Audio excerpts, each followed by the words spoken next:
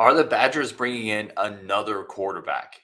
We don't know. We're going to talk about it. Is that too many? What is going on with Phil Longo, Luke Fickell, this Wisconsin offseason? We're going to get into it next on Locked On Badgers. We got a lot to talk about, plus a Michigan State transfer coming over for an edge defender.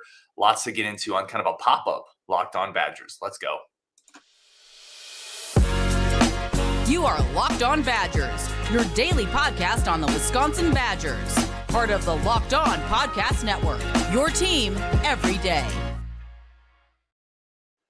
What is going on, everybody? Welcome to Locked On Badgers, talking about your team every single day. I'm your host, Ryan Herrings, as usual. Today's episode is brought to you by LinkedIn Jobs. LinkedIn Jobs helps you find the qualified candidates you want to talk to faster. Post your job for free at linkedin.com/lockedoncollege. That's linkedin.com/lockedoncollege. Post your job for free. Terms and conditions do apply.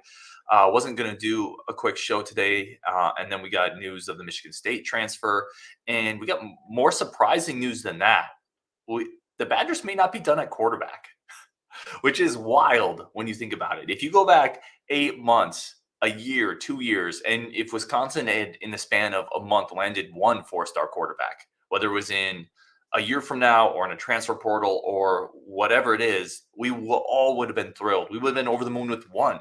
And now you've got Evers, Mordecai, Marbury, and now potentially you've got the newest one here, which is reported by Nick Harris. I want to make sure I get the right credit here. So I first saw it from Nick Harris on Twitter from the Rivals Network. Braedyn Locke is also a former four-star quarterback. So let's talk about this because I'm seeing mixed reactions from Badger fans.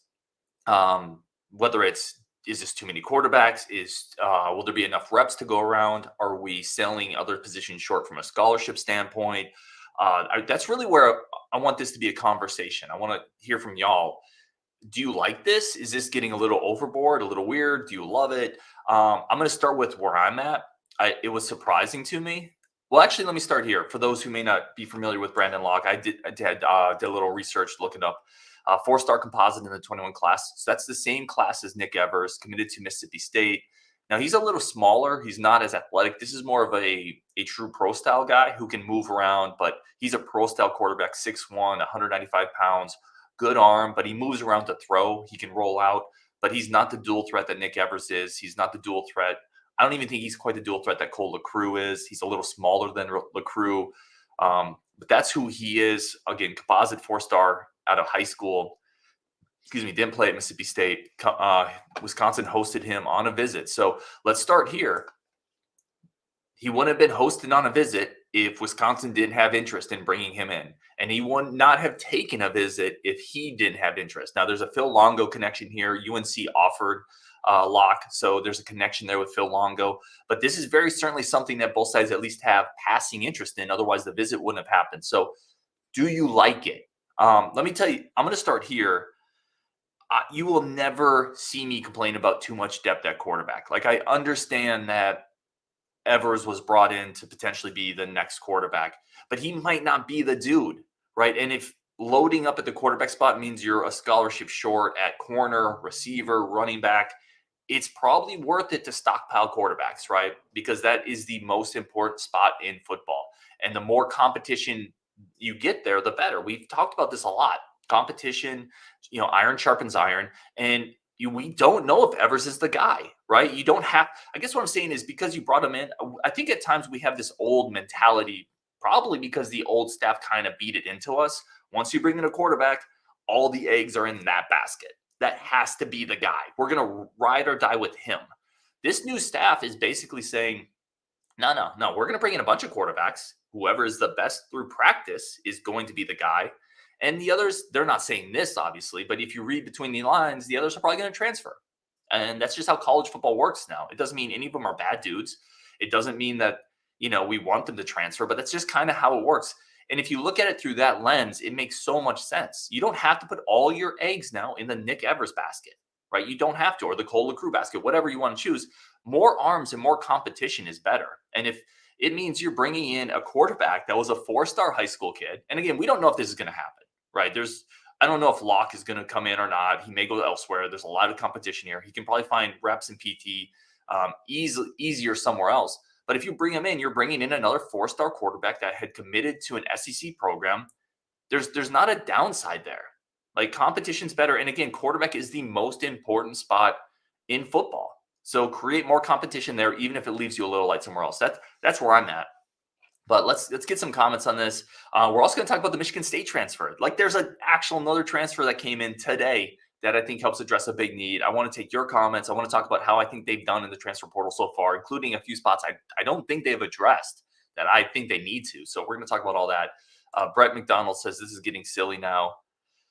Brett, man, I hear you. Like I was blown away that they had brought another quarterback in. But I think it just reinforces two things, right? It reinforces really kind of what they thought of that position overall from a depth standpoint. They very clearly said we need to upgrade the talent there, and we're going to create competition. But the other thing it says is this is a new staff going forward, and the old ways that we're used to just they don't apply anymore. We're going to create competition across the board. Chris Hartz, again, the heartbeat of the Discord, says, I don't see the need. I thought this is why we brought in Evers to be the heir apparent. I hear you, Chris. Like, that's a valid point. Like, that's a very valid point. Evers is a big-time transfer brought in to fill in after Mordecai. But here's what I would say, and here's where I would push back on this thought process. Evers isn't proven.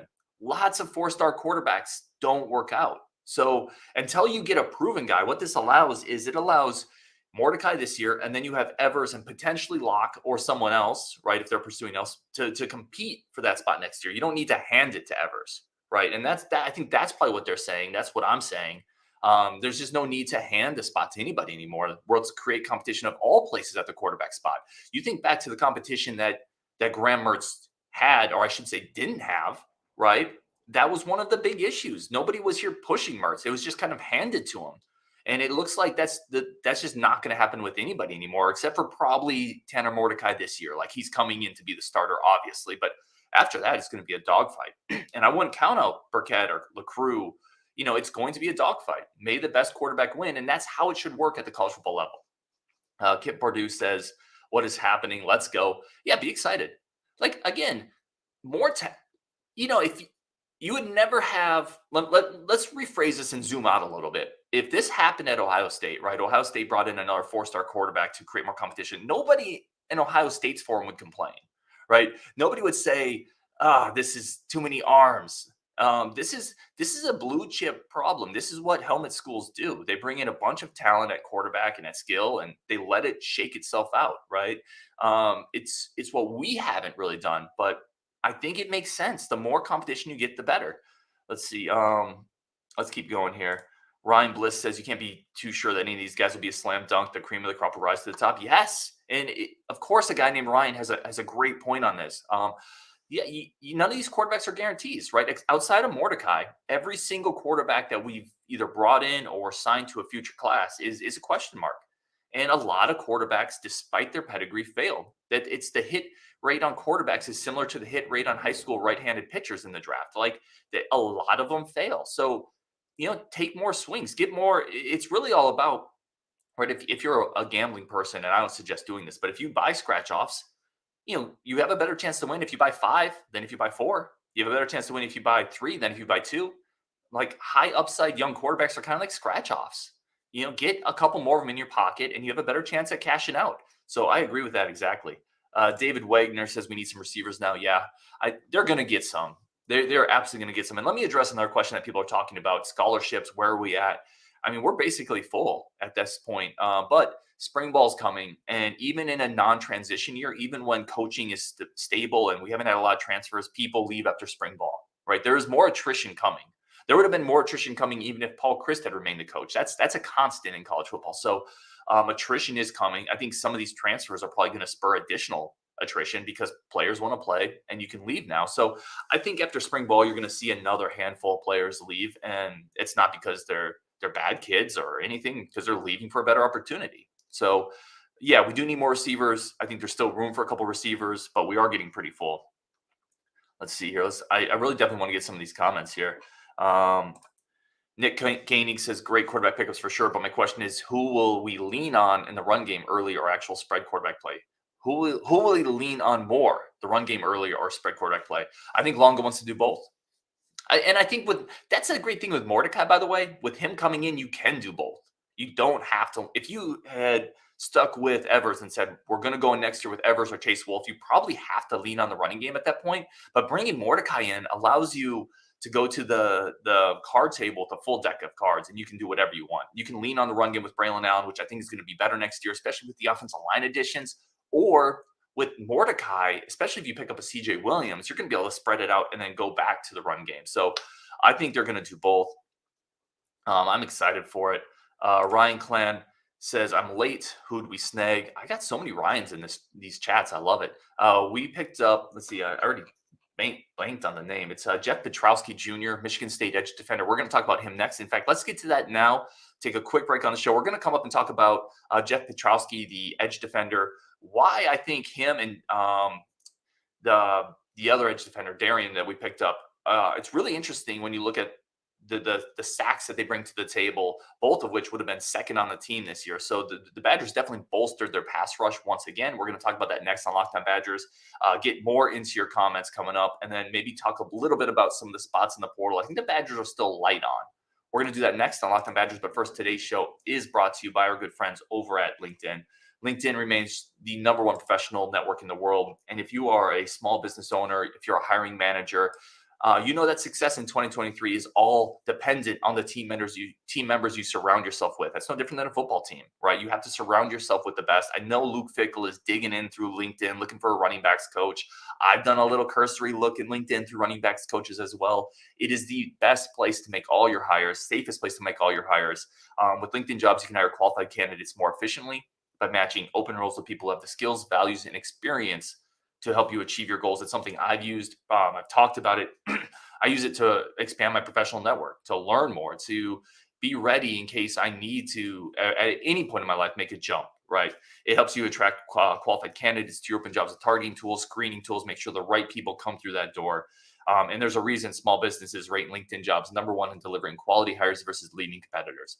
LinkedIn Jobs helps you find the qualified candidates you want to talk to faster. Post your job for free at linkedin.com/lockedoncollege. That's linkedin.com/lockedoncollege. Post your job for free. Terms and conditions do apply.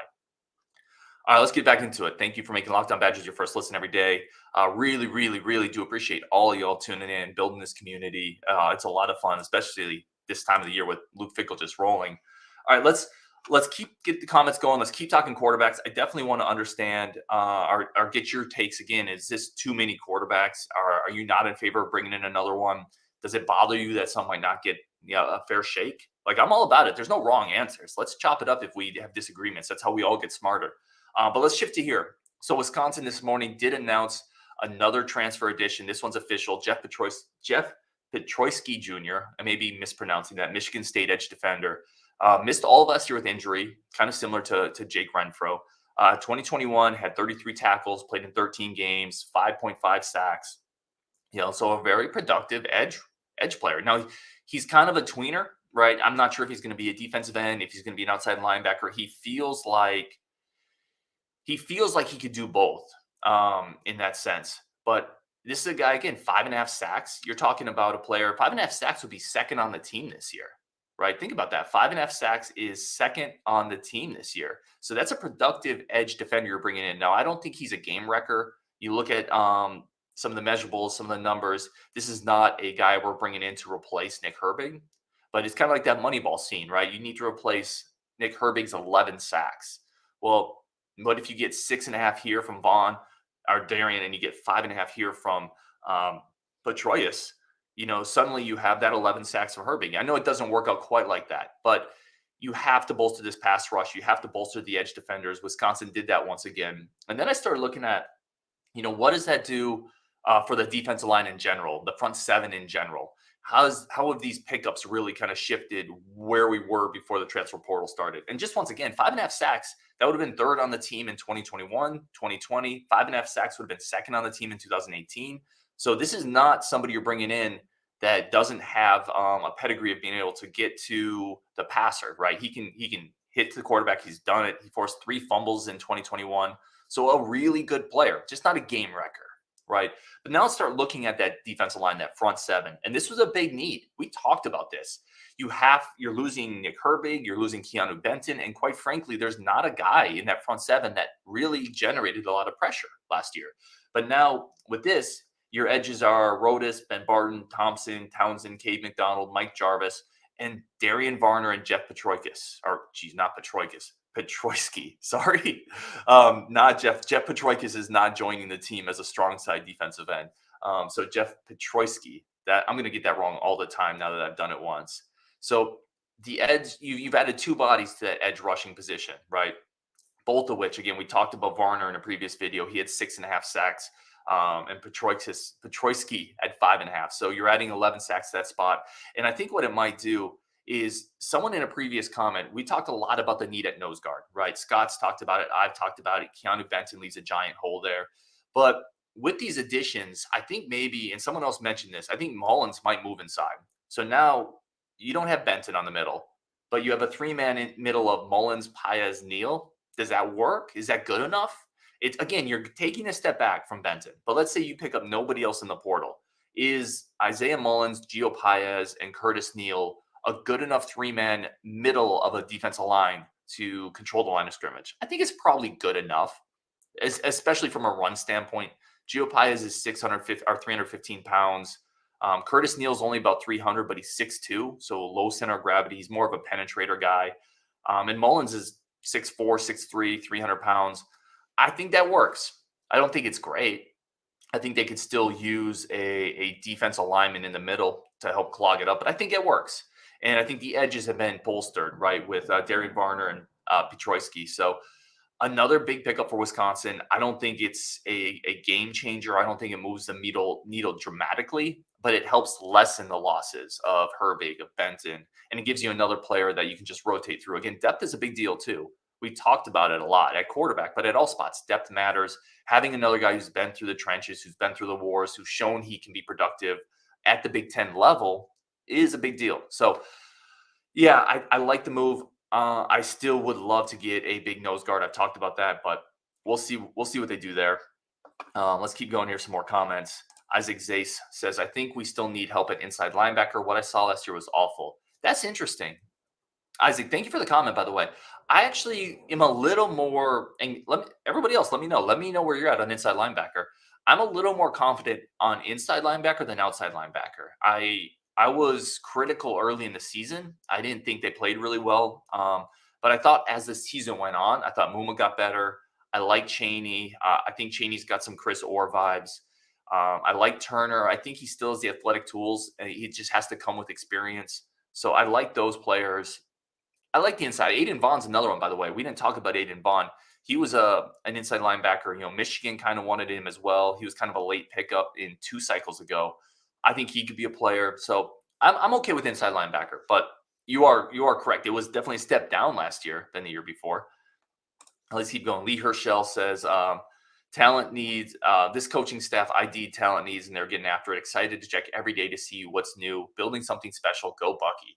Yeah, it's wild. It's really interesting how we're going to get into this in the next segment a little bit too, but it is really interestingly how quickly this coaching staff came in, identified where they wanted, and then acted with urgency. It's a sense of urgency we haven't fully seen from the recruiting staff at Wisconsin in a while. So I love it. I agree with you totally. I'm excited about it. And I'm the same way. Like, I'm always checking now, like, what's going on? What's happening? What do we got to talk about, right? It is an exciting time for Badger fans for sure. Again, just the honeymoon phase, right? It's got to play out on the field. We talked about that, but all you can do up until that point is win the honeymoon phase. And Luke Fickell is crushing it. Like this, he is crushing this honeymoon phase. So again, that's all you can do until the game is played. And that's all you can really judge him on. So very excited there. Brian D says, is Howard coming? Certainly Jamel Howard, the 320-pound defensive tackle in the 23 class out of Illinois. I think he is. I have no insight on this one. Again, I'll never blow smoke with y'all. Sometimes I get scoops on things. A lot of times I don't. Evan Flood, McNamara, those guys are definitely better with recruiting scoops than I am. But I think he's going to come to Madison. I really do. Not only because the path to playing time in Wisconsin is easier. I think there's got to be uncertainty with Jim Harbaugh and that Michigan coaching staff, right, with the NFL rumors. It's got to give Wisconsin a bit of a leg up there. Plus, Michigan is just deeper on the defensive line. They've recruited better there. They have more bodies there. Now, the one thing I would say is Roderick Pierce is a good friend of his. He's going to Michigan. We had Bolt in the fold, so maybe that plays a factor. But I think Howard ends up here, and it would be a huge get. Chris Hart says, Don't get me wrong. Don't get me wrong. I am good for another quarterback. Would just rather see the rest of the squad fill in first before we hit 85. Yeah, like I hear you. So that's the tricky part, right? Roster management in college football, especially in the day and age of the portal of NIL, it's a huge deal. And if you are building out a spot, you're being light somewhere else, right? If you're overloading scholarships in one area, you're taking something away from somewhere else. But what I would say again, and I don't think Chris is wrong. There's other needs. But what I would say again is quarterback is so important that you're almost never going to go wrong putting more talent into that spot, right? It's like if you're, it's just the most important part on the race car, right? If you're making the engine bigger, stronger, more powerful, you can probably skimp a little bit on, I don't know what in our scholarship. I don't know anything about cars. I shouldn't have gone with this analogy. But the point is, it is just such an important pivotal position. And we really just have one proven arm there with Mordecai. I think the more resources you pump into that, the better your team is going to be. And by the way, like if you're one short on offense line, let's say you're at 14 instead of 15, that's probably worth getting another 4-star quarterback, right? If you have 10 receivers instead of 11, right? That's probably worth getting another 4-star quarterback. I don't know. That's where I would be at, but it's certainly a good point, a valid point to bring up the fact that you are taking from one spot to give to another. Falls 56. I had a couple questions on Isaac Ham. Nothing, Isaac Ham was the 4-star edge defender in last year's class, had academic issues, was working on summer classes. I've said this before. Again, I've tried not to track that one. I don't really know what's going on with it. I've said it before, the longer it goes, and I said this months ago, the less likely it feels like he ever gets to Madison. And that's more of a gut than anything else. I would be surprised if he ever made it to Madison, unfortunately. I hope he does. I'm not rooting against him. I have no intel in that one, but I would be surprised if he ever made it to Madison. All right, let's go take a quick break. I want to talk a little bit more about some needs we still have out there. How have they done so far? Get more of your comments. Really, really do appreciate everybody tuning in. But we have to take a very quick break for our friends of the show over at BetOnline. BetOnline is your number one source for all your sports betting needs and information. They have you covered with news, podcasts, every sport out there from basketball to football, baseball, golf, esports, hockey, racing. Everything is there, plus live casino games, roulette, blackjack. I do live in-game betting, futures betting, especially futures betting. I've talked about it before. I bet with my heart. I have money on the Niners winning the Super Bowl. I did that when Trey Lance was the quarterback. What a long road that has been. I also have money on the Phoenix Suns winning the NBA Finals. I did that when they had a healthy Devin Booker. So there you go. But it's a lot of fun. So do it responsibly, but go check out the website. BetOnline if you love sports podcasts, sports news, sports betting. It's all there. Fastest and easiest way to get your betting info. Head to the website today. Use your mobile device to learn more. BetOnline, where the game starts. Again, appreciate everybody tuning in. Y'all are amazing. Let's just keep this conversation going. More comments I want to get into, but I want to start here. At the beginning of the season, at the beginning of the Luke Fickell transfer era, I said, this is what you need in the portal. I'm going to grade kind of really quickly how they've done so far, right? I said you need a quarterback. These are just my opinions. I thought you needed a quarterback, a running back, tight end, a receiver or two, interior lineman, defensive line or edge rusher, and a punter. That's kind of where I was like, I think you need kind of this stuff. So let's just go down the list here. Quarterback, A+, right? You have to give them an A+. And again, Matthew Anderson pops in with a comment. This is what the big boys do. It's not a bad thing to have your quarterback room loaded with 4-star players. That's what you want. And that's where I'm at. It surprised me. I didn't expect him to keep going after it. But if you're going to overload somewhere on scholarships, I would go with quarterback, right? It's the most important position. And until you get a couple of proven guys, why not just keep throwing bodies in there? So I agree. Quarterback so far in the portal, you have to give him an A+, right? With Mordecai, with Evers, potentially another one. It's incredible what they've done. Running back, I'm going to incomplete. I think you need a body there. I really do. The last 2 years, Braylon Allen's worn down. Ches Malusi's been hurt. And now you don't have Isaac Guerrero. Like, are you counting on Nate White to be able to take reps this year? Julius Davis has never been a breakthrough. I'm really surprised they didn't look at, and maybe they are. Listen, all of this is based on what I know. This portal stuff happens quick, right? John Garcia Jr., the Sports Illustrated recruiting director, was talking to us about it, and he was saying the players enter the portal and commit on the same day. So they could be working on a running back, but we've heard no inklings of it. I just don't think that depth is great when you consider the top two guys have been injured quite often. And behind them, now maybe they moved Cade Yakimelli over from safety to running back. Maybe that's the answer. I like Cade a lot. He's a big-time athlete. Big-time athlete. So he could be the answer there if he's able to take some reps next year. Then you have 3 deep. Julius Davis is your 4th. Nate White's coming in as a 5th. Okay, I can see that. You're not going to run quite as much. They shouldn't take as much punishment in Phil Longo's system. I still thought they needed a running back. Tight end, we're going to say incomplete. They're going after the Notre Dame transfer. I hope they get him. Again, we've talked about this position a lot of injuries in there. It would be nice to have another upperclassman type body with a developed, it's been in a strength conditioning program that's developed. We're going receiver. I'm going to say incomplete there as well, but I think they're going to get CJ Williams. And if they do that, maybe add in one more receiver, one of the Cincy guys, that's an A+. If they can land those dudes, that's an easy A+ for me. So you have quarterback A+. Offensive line, I'm giving it an A. I don't think it's perfect, but they did about as well as you could expect. Landing a almost instant plug-and-play center as a starter in Renfro, a guy that has 3 years of eligibility, was an all-conference performer as a sophomore, and then a swing depth guy in Huber, that's an easy A for me. They crushed that position. Defensive line, edge, I'm going to say B. So I like Varner. I like Peitrowski. But neither are really game wreckers, right? You didn't bring in anybody that you can look at and say, I think he can give me 90% of what Nick Herbig gave us. So we're really counting on some internal development there. And as of up to this point, they haven't brought in that big nose tackle either. So I think they added 2 really solid, good pieces on the edges. But I don't think that they crushed that need in the portal. We got better. They added depth. But we need a little bit more there. I think you need maybe a space heater, or it would have been amazing. And these are hard to find, right? Again, this is like a Christmas wish list. You don't get everything you want, but it would have been nice to find somebody who could kind of plug into Herbig's role and say, I think this guy will give me 10 sacks next year. Didn't happen. That's okay.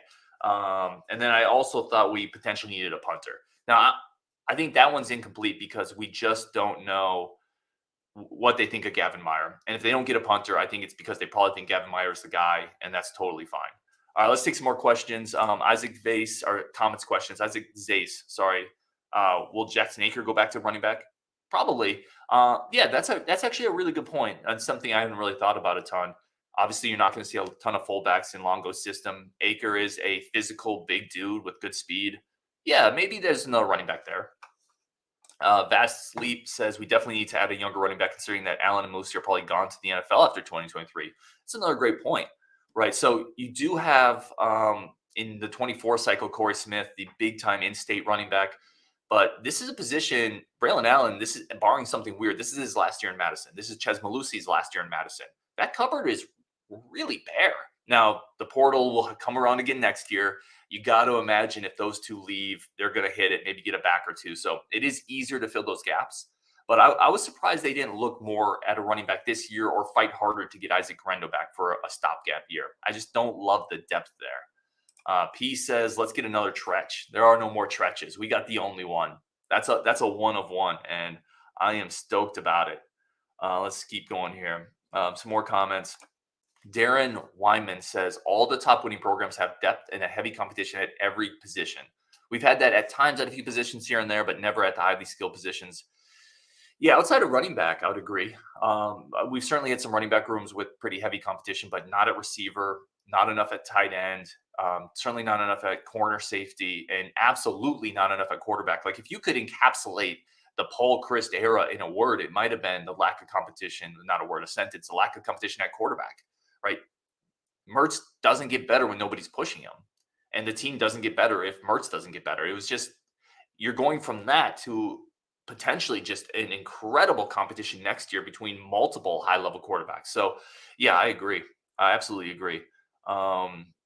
Vast Sleep says, Polzine said they'll definitely add at least 2 receivers. Yeah, I think CJ is one of them. And then I think it might be, you had a couple like Quincy Bola, Green is another one. It might be CJ Williams and then one other guy. And considering you also brought in Tretch and all your receivers from last year coming back, I think that gives you a pretty strong receiver room. Owen Elkin says, I'm less worried about the D-line with Fickle's background in coaching that position. I'd like to see one more running back to start developing behind Malusi and Allen. Yeah, Owen, that's a good point. Like Fickle's a D lineman. Like you got to think he's going to get that figured out, right? And There's nice pieces there. I just don't think there's game records there, which is okay. You're not going to be A+ at every position to start the season, especially with a new coach and a new staff coming in. That's not realistic. So I think they can be solid. I really like the idea that someone had in the YouTube chat about Mullins kicking inside. Now that you have Varner and a few other spots on the outside. So I think that could happen. I think they'll be fine. I think they'll be fine. Yep. All right. We'll wrap up there. A bunch more comments. I didn't get to everything, but really do appreciate everybody tuning in. I wanted to get this out there with some news because we're doing a Michigan State basketball crossover show later today to now be tonight to get ready for that game. And then we got John Garcia Jr. coming up this week. We got a quarterback guru coming up this week that has spent a lot of time talking and seeing Tanner Mordecai play. We got a lot of stuff coming up, y'all. So really do appreciate it. Continue tuning in. If you like the show, hit the subscribe button. We don't ask for subs too often. I don't really love doing it. I feel like if the content's good, people will sub. But if you do like the show, it does help if you hit the like button, subscribe, leave a comment on YouTube. I really do appreciate that. And with that, we're going to kick this off. Really do appreciate everybody on Wisconsin, and let's do it again tomorrow.